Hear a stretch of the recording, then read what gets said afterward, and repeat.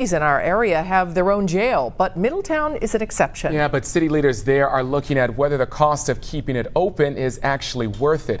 Angela INGRAM spoke with members of a group who say keeping it open is actually an issue of public safety. When Middletown officers arrest someone, they don't have to drive to the Butler County Jail. There's a jail right with the police department that housed roughly 53 inmates a day last year. As a police officer in the 60s, 70s, and 80s in Middletown, I took for granted that if I arrested someone, I had a place to put them. Retired Officer Harvey Poff is part of a group that's looking at the pros and cons of keeping the jail. The group recently put together a report after rumblings that the city might close it to save money and use the money to potentially fund other projects. Public safety, as you well know, is the highest cost in any budget, in any government agency. So I respect that, I know that.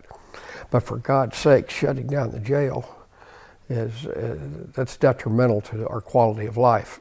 Right now, the jail is funded through 2020. It costs roughly $1.3 million of Middletown's $30 million general fund budget.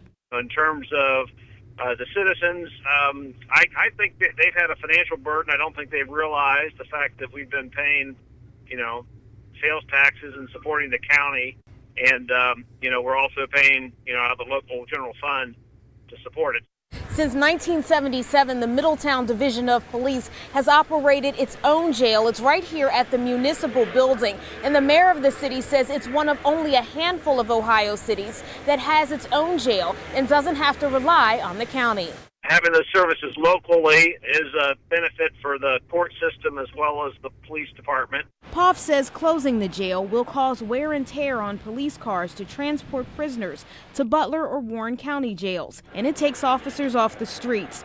Poff also sees a potential for defendants to ignore a summons to court without having a local jail. So you get all these summons not served, which turns into bench warrants, which we cannot serve the way they should be served because our officers are tied up on the street. It's an issue that Poff and others say they're watching closely. In Middletown, Angela INGRAM, Local 12 News. And Harvey Poff says by law, if that jail is closed, it cannot be reopened. Middletown's jail has to be inspected in order to function and is in compliance with state standards.